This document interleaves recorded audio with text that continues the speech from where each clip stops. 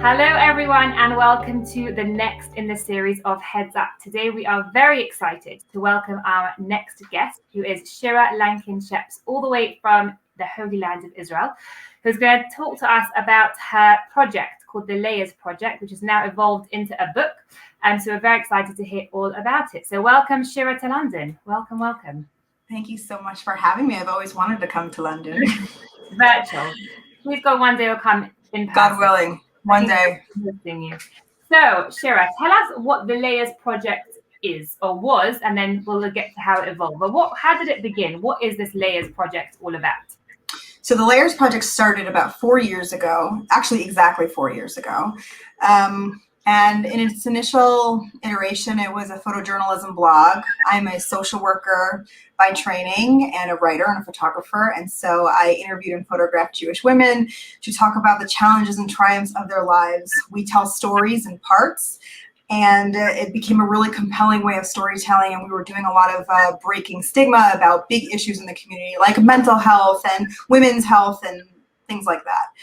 Eventually, what happened was that we were receiving so many submissions from women who had stories to tell, even especially in essay format as well, that we actually 3 years ago launched the Layers Project magazine. And so we made a full online magazine for Jewish women to talk about what's going on in their lives. And right now we are launching our book. I wrote a book, 34 brand new, never before seen stories, profiles of Jewish women living in Israel, talking about their lives. Is being published by Toby Press from Cohen Publishers in Jerusalem. And so we're really excited. Wow. Okay, that's amazing. Let's go back to the beginning. So that's the story in a nutshell. Let's go right back.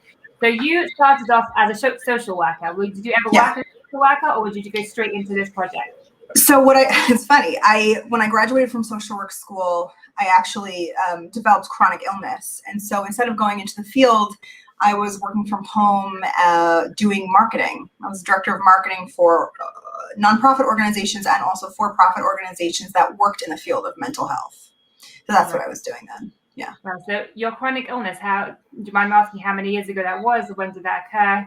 You have kids. Yeah. It must have been very difficult dealing with that and your children at home. It was.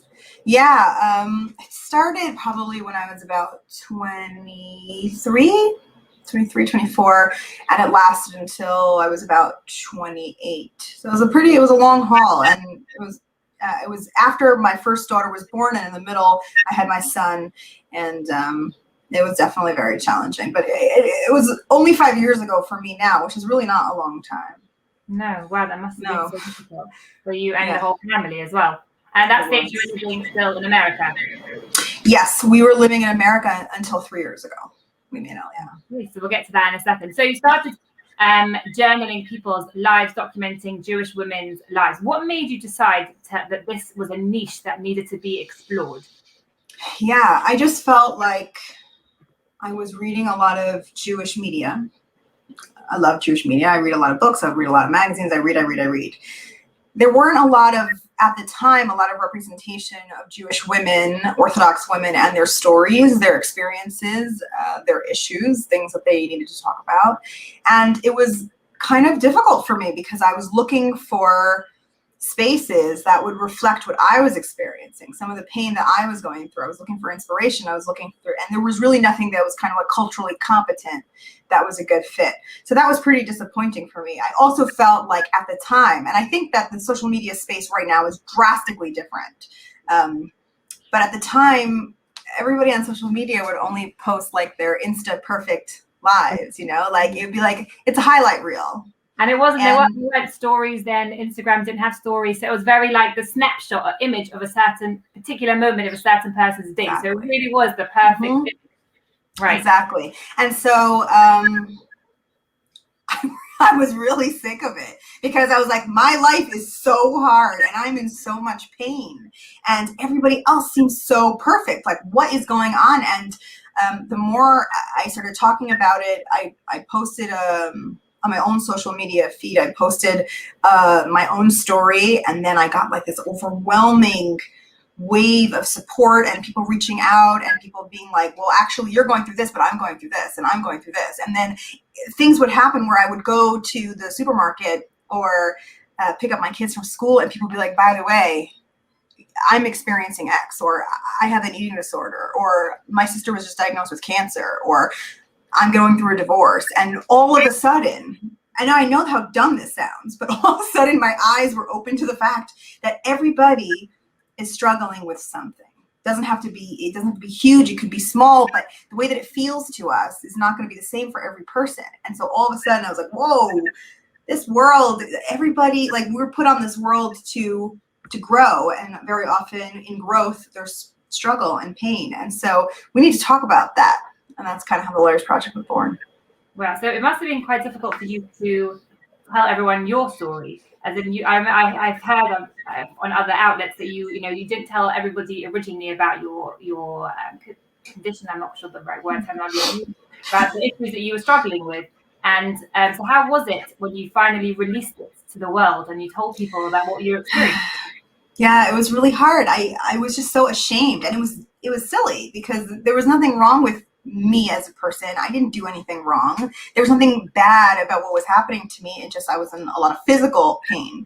And so I just felt like, as a perfectionist, like a type A perfectionist type of personality, I wanted to be the perfect mom and the perfect wife and the perfect student and professional, and I wanted to set the world on fire.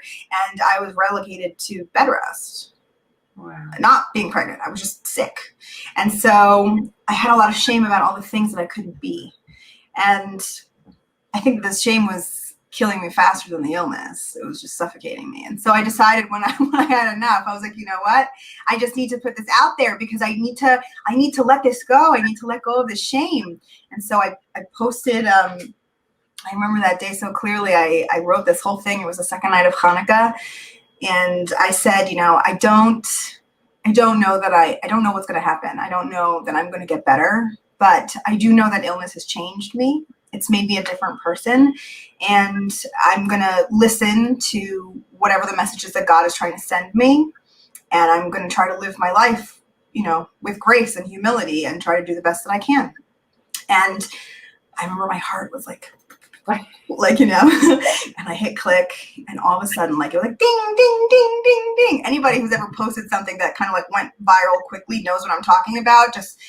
It was just a rush of love and support, but also of rawness and realness that I had not experienced in the social media world up until that point.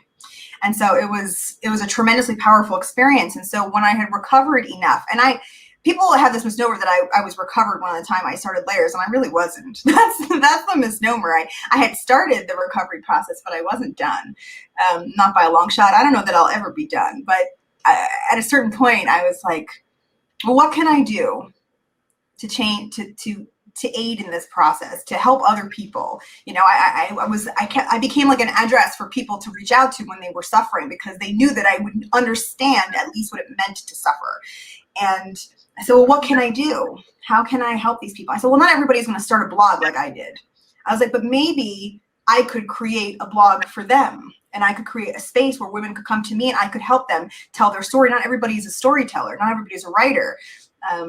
But I'm a writer and a photographer and also a therapist. And so that's kind of how it launched. It's like an ability to talk about things that are painful, contain it for them, help them decide what's healthy and safe for them to share, what's meaningful for them to share, help them make meaning, process meaning, and then put it out into the world to heal others. And that's how Layers was born. Wow. So yeah. You must have held a lot of people's pain and struggle throughout the whole experience. I'm sure you're still now interviewing people and talking to people about their problems. So it must have been very hard for you as an individual. I know that therapists often have therapy to help them process the emotions that they are taking in from everyone else. It must have been quite challenging to experiencing your own physical struggle, then having emotional struggles of people on top of that. It must have been quite hard for you to process all of those emotions.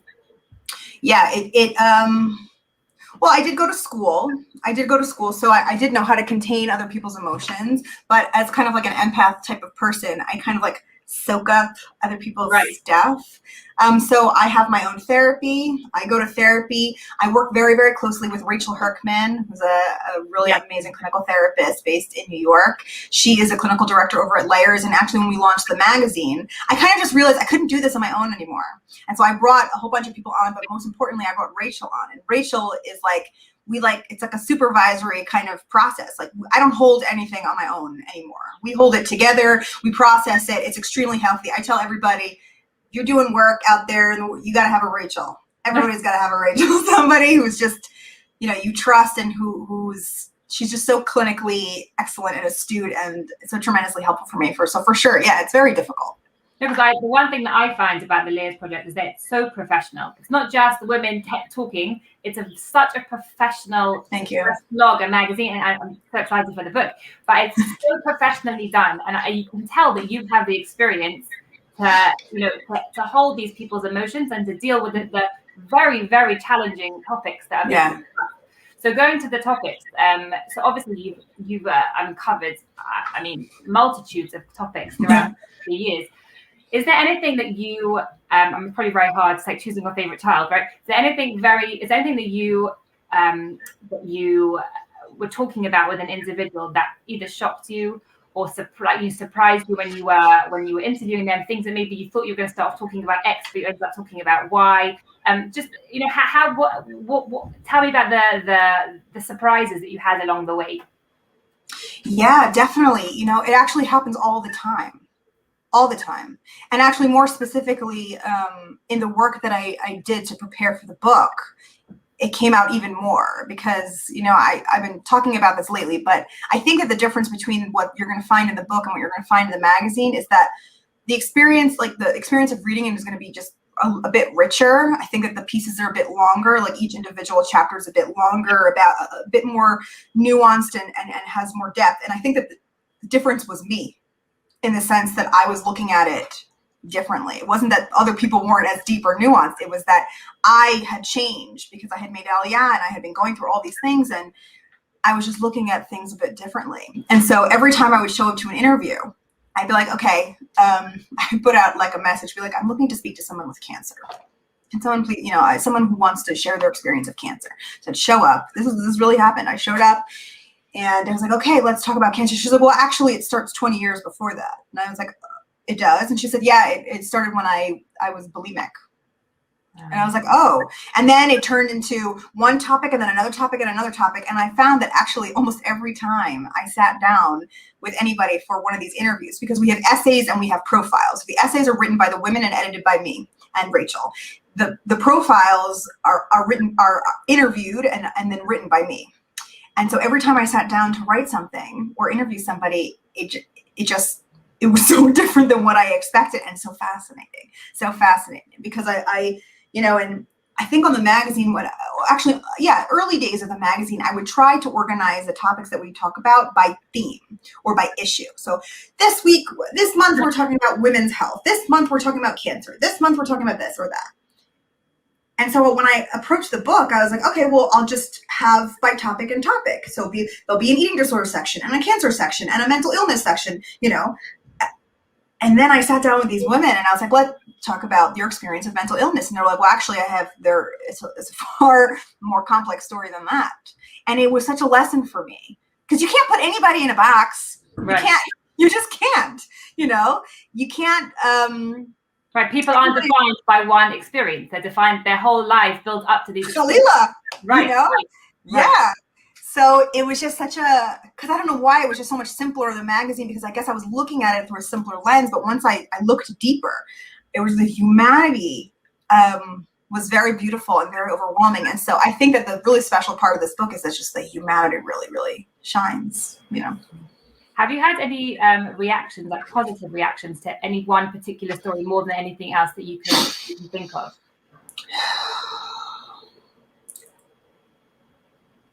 What's really cool about the Layers Project is that the audience and readership of the Layers Project are very invested, because I think that they know that this is a really real space and it's a community of healing, intentionally so. The reactions to the Layers Project are always different. Usually, positive is like a funny word, because Right. usually it's going to hit you like deep, really deeply. And so it can be positive and like, wow, I never knew about that issue. My sister, my friend, my mother experienced this thing that you're talking about, and I never understood those nuances. And that gave me language or understanding that I didn't have before. That happens a lot. A lot of times we'll get people who reach out and be like, I had never heard my story told in such a way. Like this woman, like these words could have been me. It could have been me. And I had never experienced that before. I'd never received the validation like that I wasn't alone. Sometimes I literally got messages where people will say, you know, I shared this post with my husband, with my parents, with my best friends. And for the first time, they understood me and what I've been through. And I'm getting support for the first time in my life that I needed.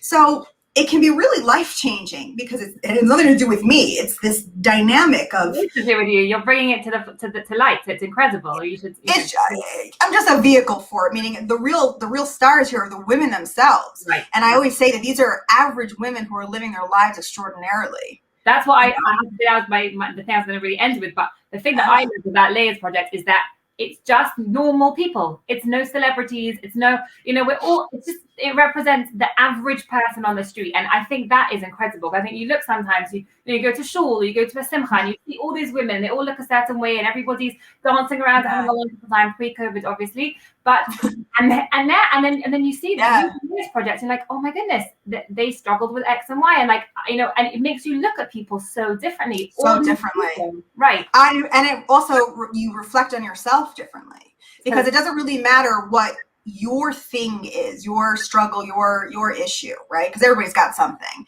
Right. The thing about the Layers Project is universality of it, because it's about meaning making. We don't just tell raw stories that are going to rip you open and then leave you feeling like you have a big gaping hole. Rachel always says on Layers, she says, we have to sew you up. If we're going to rip you open, we got to sew you up. So really what that means is that when you read it, it's going to be something that's intense, but it's also going to make you learn something, feel whole, feel changed, feel transformed, and that meaning making can be applied to anything. There's a universality to it. So that's, I think, what's really very cool about it. And also, I think universality in terms of geographically, in terms of the age profile of the people. Just because someone who's writing is younger than you doesn't mean that their story can't relate to you. I think that is also incredible, that these stories permeate the religious spectrum. It doesn't. Yes. It really is universal in that sense. So I'm assuming that Layers, obviously refers to the fact that you're unpeeling the layers of the individuals. And by doing that, you're obviously exposing people, the world, to issues that really were not discussed so much previously. As you mentioned, a lot of mental health. You speak about struggles with infertility and even cancer, which some people still don't want to tell people about. So have you experienced any negative feedback from anyone or from anywhere saying that really this should not be done, or have you always experienced only positive feedback?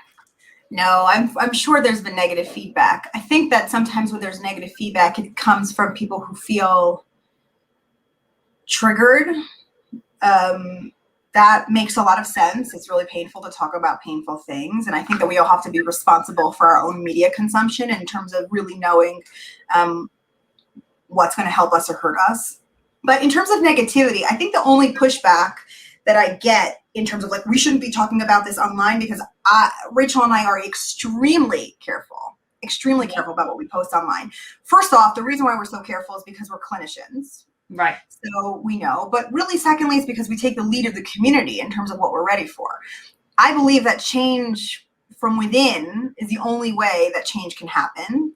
And I also believe that it's really important to move slowly, because that's how real change is made.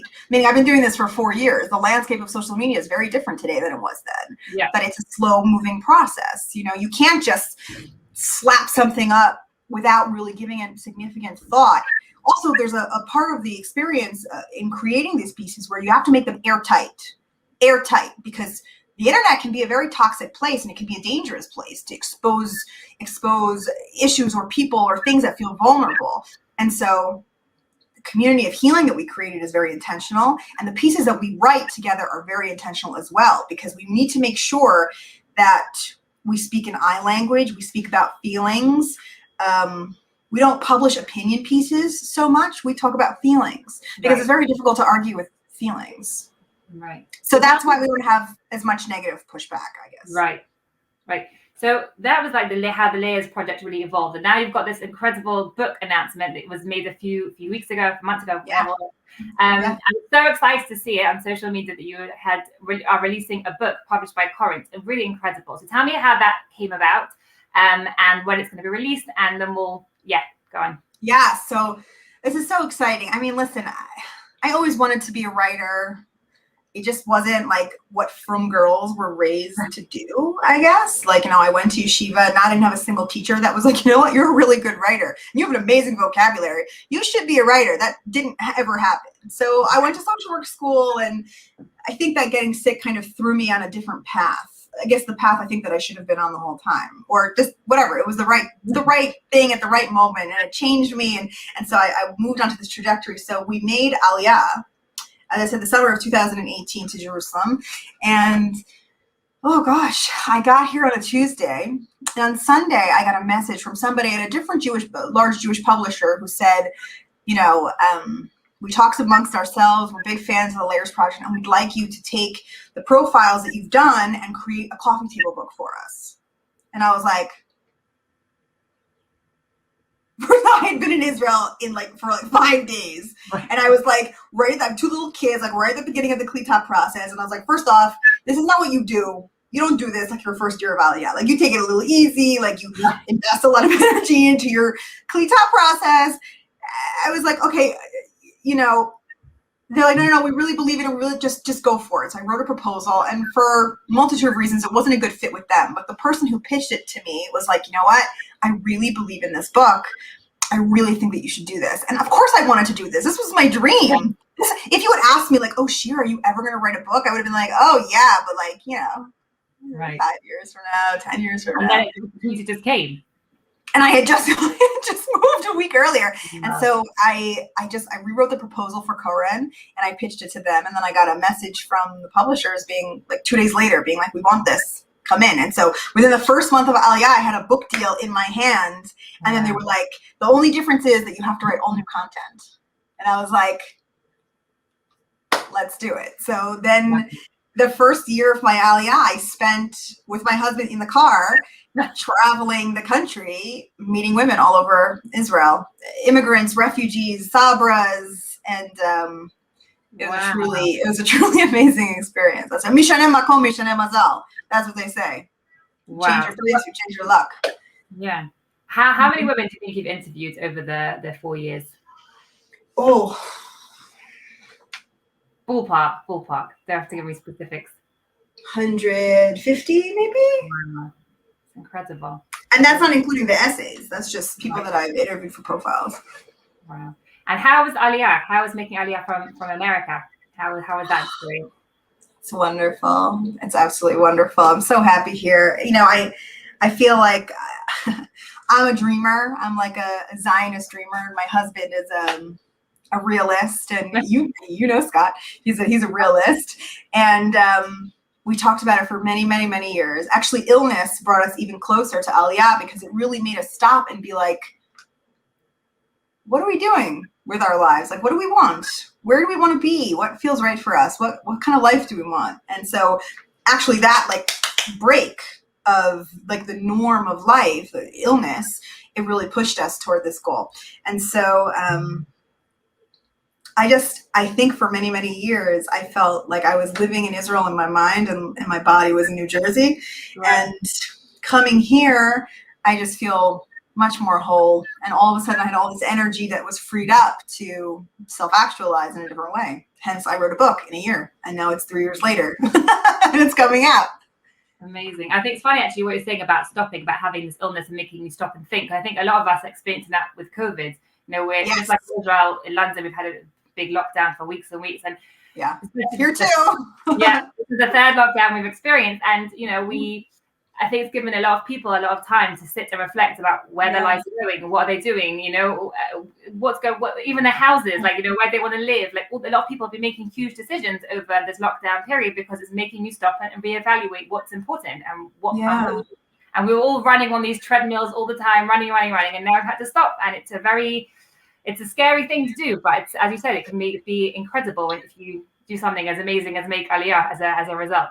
So just so everyone is aware. So if anyone wants to read the Layers project and right now, how can they access your material? What's the best way to get involved and to read? Where are you? Where are you? So we have a website, a great website, theLayersProjectMagazine.com. We're on Facebook at The Layers Project. We're on Instagram at The Layers Project. We're not on Twitter because clearly I'm a talker and I've got too much to say for Twitter. It's not enough characters for me. So we're on Instagram and Facebook, and we have a beautiful website. And the book is now available for pre-sale. So you can order your copy from Koren and they will ship it to you. We have a discount code for you. I think it will be included in the link. Yeah, very excited. Especially Koren, for you guys. Yeah.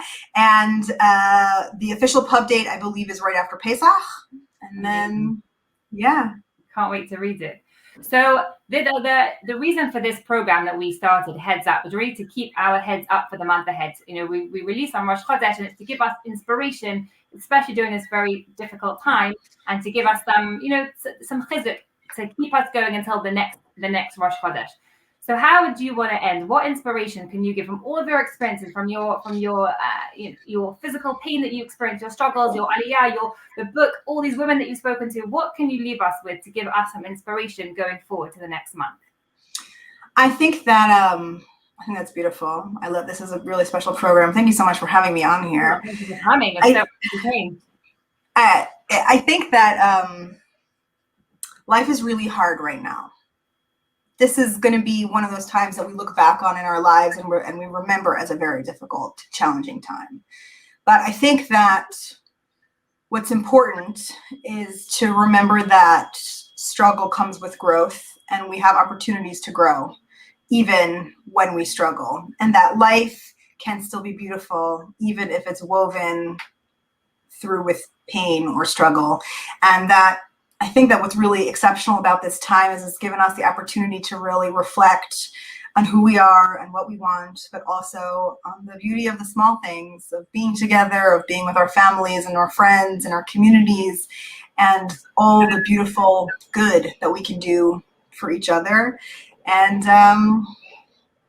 that we hope that life is long, and that resilience is a tremendous strength, and it's a muscle that we can exercise and we can work on, and that God willing will be okay. Yeah. Thank you so much. Wow. Yeah.